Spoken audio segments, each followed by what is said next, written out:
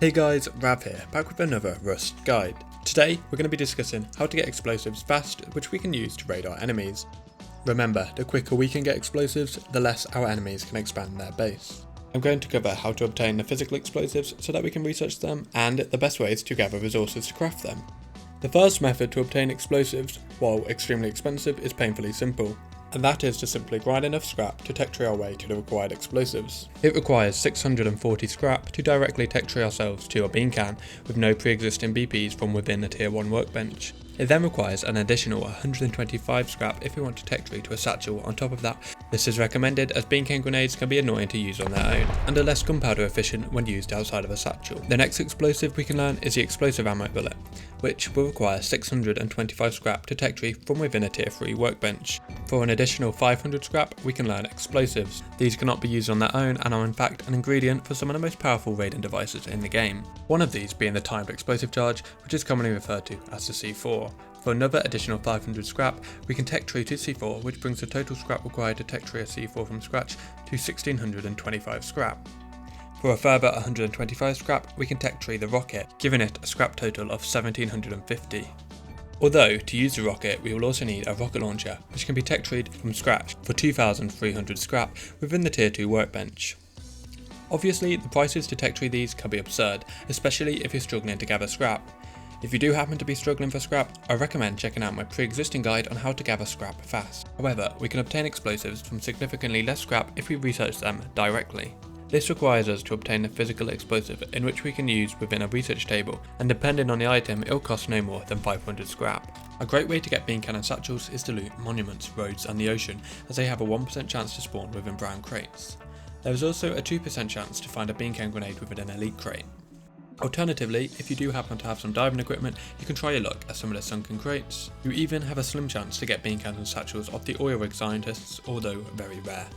It is more common to find explosive ammo at the oil rig with a 7% chance to get one off a heavy scientist and a 0.2% chance to get one off a normal scientist, with another 6% chance to get it out of the locked crate. There is also an extremely small chance to find explosive ammo in toolboxes and sunken crates, however the odds are so low that it's not worth the time. One of the best ways to gather explosives is from scientists, with a chance to get explosives from cargo ship scientists, military tunnel scientists and oil rig scientists. It can be rather notorious to gather the other explosive devices, so it's best to consider in-game events. By this I mean airdrops, locked crates, locked oil crates, the Bradley ABC and the patrol helicopter. First, let's discuss airdrops, as these commonly spawn around the map, and it is also possible to obtain supply signals from elite crates, military crates and locked crates. A supply drop has a 29% chance to spawn 2 satchels. This can be very useful as you can research one satchel and recycle the other to obtain a bean can, which is required to craft a satchel.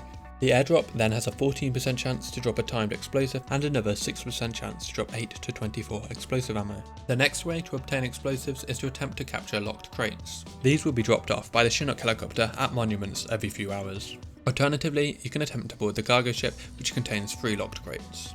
In addition to spawning a lot of useful items, locked crates have a 14% chance to spawn between 1 and 3 explosives, as well as a 14% chance to spawn 1 to 4 C4.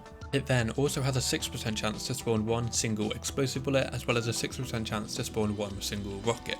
Furthermore, it has a 7% chance to spawn a supply signal, which, while not an explosive, as previously discussed, it is another method of obtaining explosives.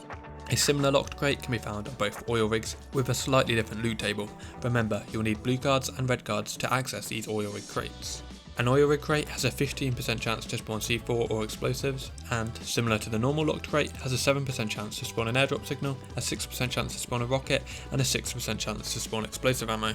Although these chances for explosives are hardly better than that of normal crates, you may think it's not worth the effort. However, you should consider the chances for explosives from scientists, heavy scientists and elite crates, which can be found at the oil rig. As previously discussed, we can find bean cans, satchels, explosive ammo and explosives on scientists. However, you can also obtain the grenade launcher and HE grenades from heavy scientists. This is the only way to get this item, and it can be great for raiding, allowing you to quickly launch 6 high explosive rounds from a grenade launcher, to either use in PvP or to destroy base components.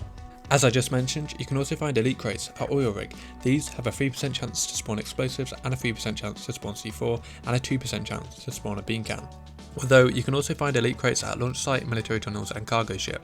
Another way to obtain explosives is to take down either Bradley or the patrol heli. Do consider that to take down Bradley you'll also need to invest some form of explosive device, however he can be destroyed with the use of high velocity rockets or grenades which do not require explosives to craft them and are the cheapest methods. When destroyed, Bradley will drop 3 of these crates. These crates have a 25% chance to drop 5 incendiary rockets, in which we can use to get explosives by recycling them, a 25% chance to drop 1 or 2 C4 and a 25% chance to drop 30 to 60 explosive ammo. If you don't fancy taking a shot at Bradley, you could attempt to take down the patrol helicopter.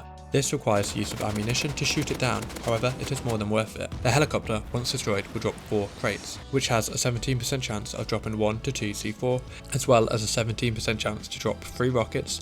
It also has a 13% chance to drop explosive ammo and a 10% chance to drop incendiary rockets, with another 1% chance to drop an explosive. Another way to get explosives is to simply counter-raid, kill other players raiding and attempt to make it out with their explosives.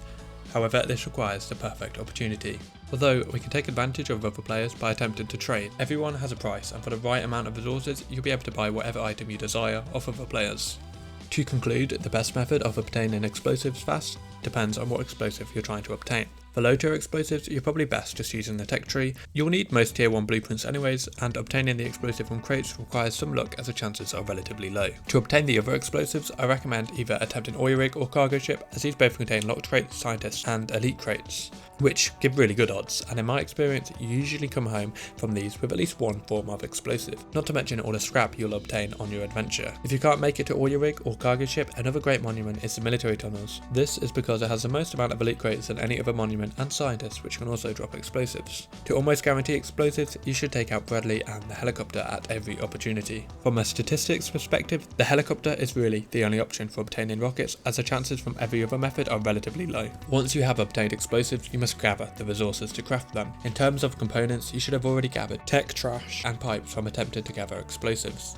If not, you can always visit launch site or military tunnels again to quickly grab the required components. In terms of raw materials, you must simply put in the work. The quickest way to obtain sulfur is to purchase a jackhammer from the outpost and travel into the snow area of the map. If you plan to do this a lot, you can even craft a small farming base. The snow is the best area as it has significantly more nodes than any other biome.